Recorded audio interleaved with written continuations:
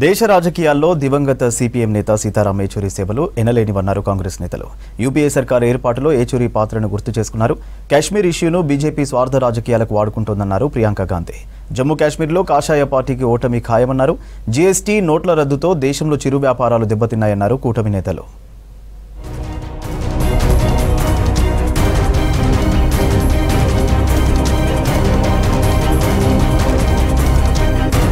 దివంగత నేత CPM leader Sitaram Yechury India కూటమి బలోపేతానికి నిరంతరం కృషి చేశారన్నారు. AICC chief Mallikarjun Kharge UPA ప్రభుత్వం ఏర్పాటులో కీలక పాత్ర పోషించారని గుర్తు చేసుకున్నారు.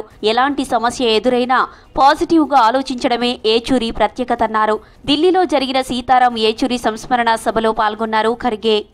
इसका हमेशा हमको याद दिलाते रहते थे और एक तरह से एक दूसरे से बातचीत होने से हम एक दूसरे की सलाह समझिए या एक दूसरे खासकर जब एक कॉमन आइडियोलॉजी पे या ग्राउंड पे मिलते हैं कभी गुस्से में नहीं आते थे और किसी को इंटॉलरेंस की बात नहीं करते, सबको समझाते थे भाई हो गया वो चीज़ हो गई, आगे क्या करना चाहिए.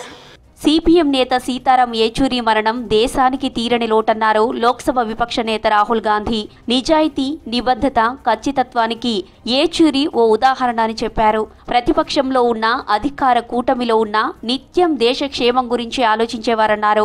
బీజేపీ ఆర్ఎస్ఎస్ విధానాలపై ఎప్పటికప్పుడు అప్రమత్తం చేసేవారని ఆయన సంస్మరణ సభలో గుర్తు చేసుకున్నారు Rahul. And the same Mr. Yechuri, tough, brave Mr. Yechuri was back. And then the other time I didn't know what to say was when I was writing to his wife after he passed, and I was trying to, I had got a draft. We get drafts of letters, and the draft just didn't fit. Normally the draft fits, and this draft just didn't fit. I had to cancel out everything. But his starting point was India. 10 ఏళ్ల BJP పాలనలో హర్యానా ప్రజల ఆశలు, ఆకాంక్షలు సర్వనాశనమయ్యాయన్నారు రాహుల్ గాంధీ.